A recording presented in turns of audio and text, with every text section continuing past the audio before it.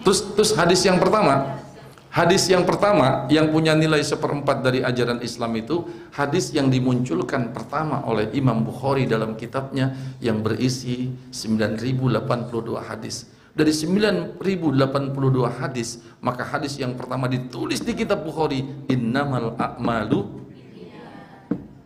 Nah, ternyata hadis ini kalau kita amalkan memiliki seperempat dari ajaran Islam. Innamal a'malu binniyat. Faman kanat hijratuhu ilallahi wa rasulihi fahijratuhu ilallahi wa rasulih wa in kanat hijratuhu ila dunya yusibuha aw imra'atin yankihuha fahijratuhu ila ma hajara ilaihi. Muttafaqun alaihi. Tentang niat. Terus saya bilang gini, udah kita sekarang yang penting niat. Kita bilang apa? Alhamdulillah. Kalau niatnya sudah benar karena Allah, pokoknya niat teh melangkah juga karena Allah. Dari rumah, kalau imannya kuat, niatnya mau ngaji, gerimis, imannya kuat, Bu. Kalau imannya kuat, niatnya mau ngaji, imannya kuat, niatnya kuat, dia bilang gini, gerimis, nanti juga berhenti. Tuh. Tapi kalau imannya nggak kuat, niatnya udah bener, gerimis, ya jangan-jangan nanti hujan gede saya kebasahan lagi, gak jadi akhirnya. Itu kan beda ya. Bu, jadi yang pertama tuh niat kita kudu benar. Terus kalau ditanya, kalau niatnya sudah benar, kita baru mengamalkan seperempat dari ajaran Islam. Memang cukup kalau kita sholat cuma niat. Memang cukup kalau kita taklim cuma niat. Tetapi niat itu menjadi hal yang sangat penting. Karena kadang-kadang niat itu, kata Nabi, bisa melampaui usia kita. Kita nggak bisa 1000 tahun, tetapi kita bisa mendapatkan pahala 1000 tahun. Kita tidak bisa, mungkin ada orang yang tidak bisa beramal dengan hartanya, tetapi kita bisa mendapatkan pahala beramal dengan harta kita. Karena niat. Yang pertama, misalnya umur kita pendek. Rasul mengatakan, inna a'maru ummati baina sittin wa sab'in. Ayo. Rata-rata usia umatku itu 60 sampai 70. Wa aksar minha aqal. Kalaupun ada yang lebih cuma sedikit. Terus ibu bilang gini, pokoknya selama pengajian di Masjid Al-Hakim diadakan, saya mah mau datang. Apa niatnya, Bu? Selama pengajian di Al-Hakim diadakan, pokoknya saya mau hadir. Ada satu jamaah ternyata tidak lagi tinggal di Jakarta, pindah jadi gubernur Papua. Bisa gitu kan nggak bisa hadir. Selama pengajian itu diadakan, maka dia dapat transfer pahala pengajian karena niat. Dari mana Ustaz ceritanya? Dari kisah tentang Sayyidina Umar bin Khattab. Saya kepingin buat sumur supaya kampung itu nggak lagi kekeringan. Akhirnya Umar bin Khattab dengan niat siap-siap berangkat ke tempat itu. Niatnya sudah benar. Bagus itu bangun sumur. Sampai di sana sudah ada orang yang lebih dulu bangun sumur. Lapor kepada Rasul yang saya ceritakan tadi. Kata Rasulullah, niatul mu'min khairun min amali. Niat orang yang beriman bisa lebih hebat dan afdol dari amalnya. Tidak mengerjakan tapi karena sudah sungguh-sungguh niat dapat pahalanya. Yang kedua, Ibu, ada orang atahullahu malan, yang diberikan harta wa ilman dan ilmu. Terus ada orang lihat, enak sekali itu ya orang itu. Dia nggak suuzon, punya harta, punya ilmu. Terus dia beramal dengan harta dan ilmunya. Terus kata orang itu, ya Allah, saya kalau kayak dia tuh punya ilmu, punya amal, saya mau beramal seperti itu. Sebelum orang itu punya harta, niatnya dicatat sebagai amal. Fil wizri sawaun, dalam segi pahala. Orang yang beramal dengan hartanya beneran dapat pahala, yang baru niat saja mendapatkan pahala. Alhamdulillah. Itu baru satu niat, seperempat dari ajaran Islam. Hadis yang kedua, Bu. Hadis yang kedua. Hadis tentang apa? Riwayat Bukhari Muslim. Hadis tentang halal dan haram. Innal halala bayyinun wal harama bayyinun wa bainahuma umurun mushtabihatun la ya'lamuhunna katsirun minan nas ila akhiril hadis. Jadi kata Rasul, yang halal itu jelas, udah ada tuh. Yang haram itu jelas. Bu, ibu kalau kepingin cari yang haram, disebutkan nggak dalam Quran? Sebutkan. Saya tanya sekarang, yang haram dan yang halal lebih banyak mana? Haram. Yang halal lebih banyak yang halal. Makanya ketika bicara wanita-wanita yang diharamkan tidak boleh dinikahi, disebutkan rinci. Ya, misalnya gini, wanita yang tidak boleh dinikahi itu disebutkan satu persatu, nggak lebih dari 14. Ternyata jumlah perempuan banyak nggak? Tapi yang nggak boleh dinikahi cuma diabadikan Allah dalam surah An-Nisa 23. Coba dibuka deh. Haram. Saya kasih contoh nih. Coba dihitung siapa wanita yang tidak boleh dinikahi. Ya. Sudah ketemu belum ayatnya? Dibacakan dulu ayatnya ya, biar enak ya. Dihitung Bu, dihitung satu persatu.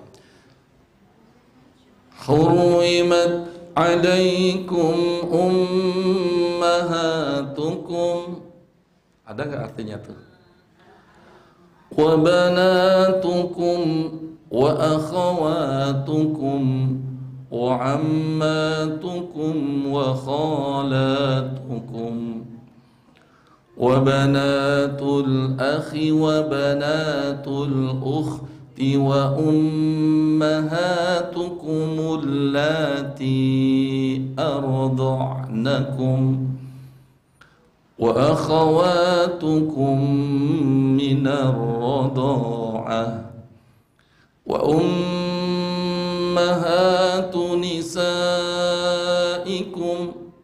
Tuh yang nggak boleh, nanti diartikan wa rabaibikum allati fi hujurikum min nisaikum allati dakhaltum bihin fa in lam takunu dakhaltum bihinna fala junaha alaikum wa halainu abnaikum allazina min aslabikum wa an tajma'u bainal ukhtaini illa ma qad salaf innallaha kana ghafurar rahima.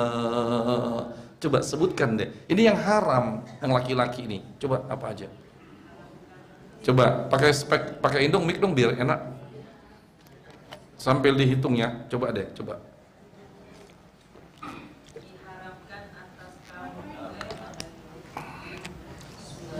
Iya, terima kasih. Diharamkan atas kamu menikahi ibu-ibumu. Satu, terus itu. Anak-anakmu yang perempuan. Terus. Saudara-saudaramu yang perempuan. Udah berapa tuh? 3. Terus. Saudara-saudara ayahmu yang perempuan. Saudara-saudara ibumu yang perempuan. 5. Anak-anak perempuan dari saudara-saudaramu yang laki-laki. Ponakan. Anak-anak perempuan dari saudara-saudaramu yang perempuan. Ibu-ibumu yang menyusui kamu. Tuh Halimatus Sa'diyah ya. Saudara-saudara perempuanmu sesusuan. Ibu-ibu istrimu atau mertua. Anak-anak perempuan dari istrimu atau anak tiri yang dalam pemeliharaanmu dari istri yang telah kamu campuri. Tetapi jika kamu belum campur dengan istrimu itu dan sudah kamu ceraikan, maka tidak berdosa kamu menikahinya. Anak tiri, ibunya belum campur sama bapaknya. Nikah, keburu mati. Anaknya cantik gitu. Memang nggak etis, tapi nggak haram itu ya, karena belum campur. Terus Udah berapa? Dan diharamkan bagimu istri-istri anak kandungmu atau menantu. Berapa? Dan diharamkan mengumpulkan dalam pernikahan dua perempuan yang bersaudara. Kakak adik dikumpulkan jadi satu, boleh nggak nikah? Nggak boleh. Tapi kalau tudung ranjang? Boleh. Nah itu. Ya. Kecuali Iya betul. Iya tadi nggak boleh kumpulkan wa anta jema'u itu mengumpulkan dalam satu waktu. Ya nggak boleh dua adiknya juga dinikahi kakaknya. Ya terus? Kecuali yang telah terjadi pada masa lampau. Iya. Sungguh Allah Maha Pengampun, Maha Penyayang. Berapa yang haram? Berapa? Berapa? Baik, masih ada lagi yang haram di ayat 22. Coba artinya apa? وَلَا تَنْكِحُوا مَا نَكَحَ آبَاؤُكُمْ مِنَ النِّسَاءِ أَوْ إِلَّا مَا قَدْ سَلَفَ إِنَّهُ كَانَ فَاحِشَةً وَمَقْتًا وَسَاءَ سَبِيلًا. Siapa nih?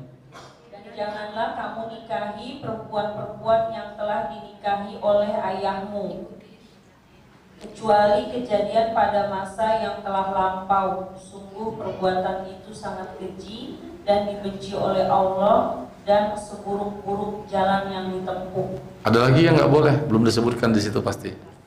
Sudah lengkap belum? Belum. Ada satu lagi yang belum. Siapa? Ada yang belum disebutkan. Siapa? Wal muhsanat ayat 24. Coba. Wal muhsanatu minan nisa'i illa ma malakat aymanukum kitaballahi alaikum. Siapa tuh? Perempuan. Setengah. Dan diharamkan juga kamu menikahi perempuan yang bersuami, kecuali hamba sahaya perempuan tawanan perang yang kamu miliki sebagai ketetapan Allah atas kamu. Jadi istri orang lain statusnya masih istri. Ustadz, saya kan nggak nikahi istri itu, saya cuman gini bilang, ibu udah punya anak 5 masih cantik. Ya nggak boleh juga, karena kan istrinya orang lain.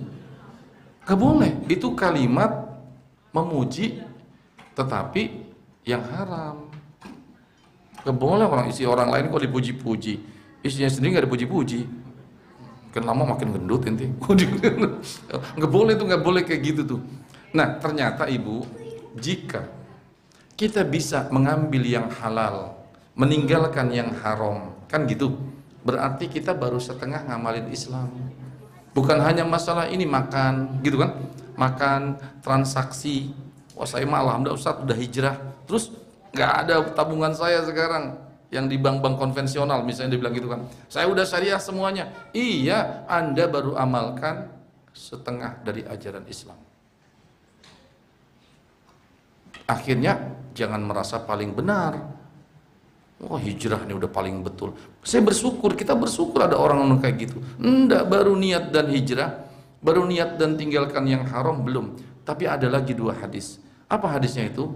Hadis yang ketiga, hadis yang kalau di kitabnya Bukhari berbunyi, man ahdatsa fi amrina haza ma laysa lahu fahuwa raddun. Sedangkan di kitabnya Imam Muslim, man amila amalan laisa alaihi amruna fahuwa raddun. Artinya siapa yang mengerjakan amal jika tidak bersumber dari Rasulullah maka amalnya ditolak. Tetapi saya mau ceritakan tentang kedudukan hadis ini dari cerita Nabi. Jangan pernah mengatakan apa yang tidak dikerjakan Nabi itu ditolak. Saya kasih contoh. Yang pertama tentang pelaksanaan ibadah haji yang dilakukan oleh Rasulullah, dan Rasulullah memberikan SOP, khuzu anni manasikakum, ikuti dan ambil cara manasik dari saya. Baik, sekarang pelaku sejarahnya, pelakunya adalah Rasul. Rasul pernah mengerjakan haji, puncaknya adalah Arafah. Coba puncaknya apa? Ih seneng nih sahabat nih, Ketika diumumkan Rasul mau haji, semua sahabat itu ikut. Kenapa? Karena jarang kesempatan dekat dengan Rasulullah. Akhirnya bisa kumpul di Padang Arafah. Selesai dari Padang Arafah, kemana? Musdalifah. Semua sahabat ikut ke Musdalifah. Kapan lagi kumpul dengan Rasul?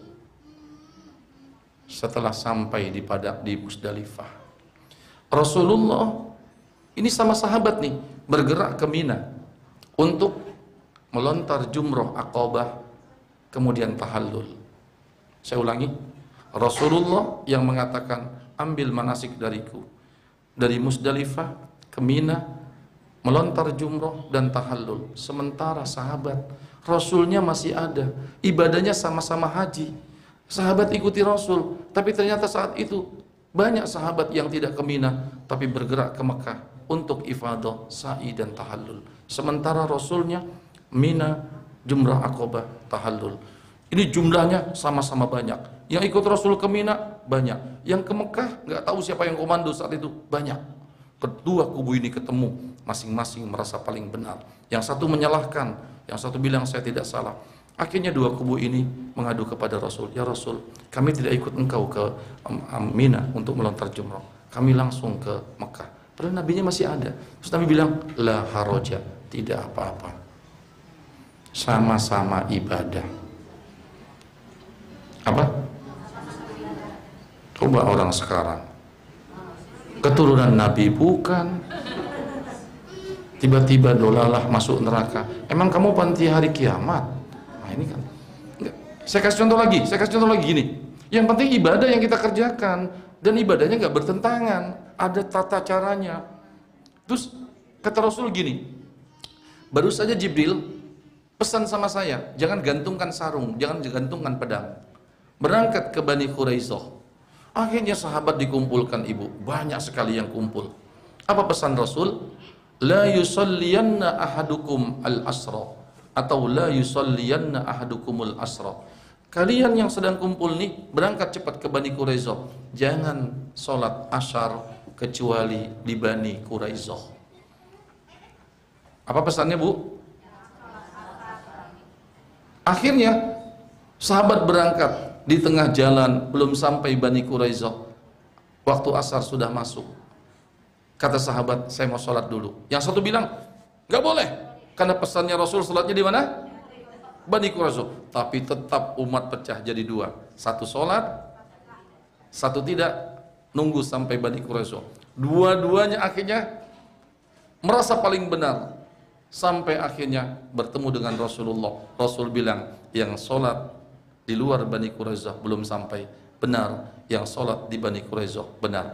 Yang sholat sebelum sampai Bani Quraisyah, kan dia mengamalkan ayyul a'mali afdol, amal yang paling baik itu adalah as-sholatu ala waktiha. Yang mengamalkan di Bani Quraisyah karena pesannya Rasulullah. Dua-duanya juga pesannya Rasulullah.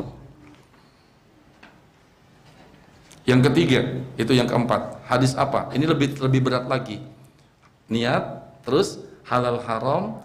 Yang keempat, ibadah harus ada dasarnya.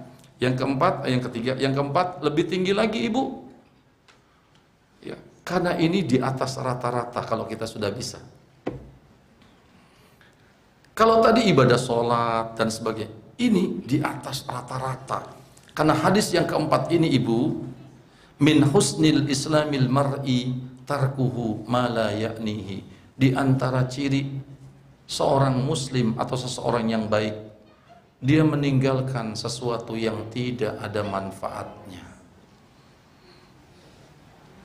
Ayo, kalau cuma ngobrol sampai sekian lama tapi nggak ada manfaatnya, nggak bicara agama, nggak bicara dakwah, maka kalau itu masih dikerjakan, belum jadi muslim yang sebenarnya. Muslim yang sebenarnya semua waktunya tidak ada yang sia-sia. Karena di antara ciri muslim yang baik, meninggalkan apa yang tidak ada manfaat. Iya, ini agak susah loh, Bu. Yang laki-laki ini susah nggak? Susah. Mohon maaf ya, misalnya mancing tuh. Kan kalau dia kepingin dapat ikan, lebih baik beli aja kan gitu kan. Waktunya sebentar, sisa waktunya dipakai untuk yang lain. Lagi mancing juga bahaya. Saya pernah punya teman, itu diam-diam mancing, padahal istrinya nggak suka. Diam-diam dia mancing sampai dia di empang, mancing sambil merokok, rokoknya jatuh, mati ibu. Serem sekali. Oh, rokoknya mati.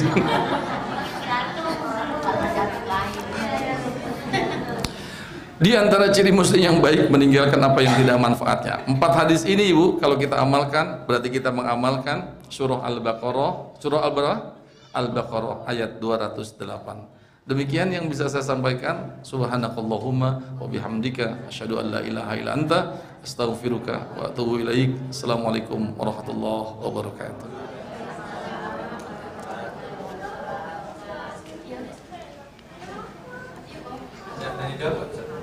Asal masih lama nggak?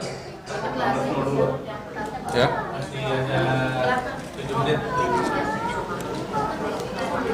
Nanti aja ya, cukup ya.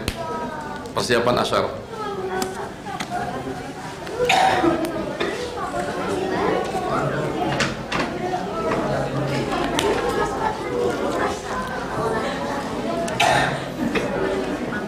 Ustaz Temani kemana?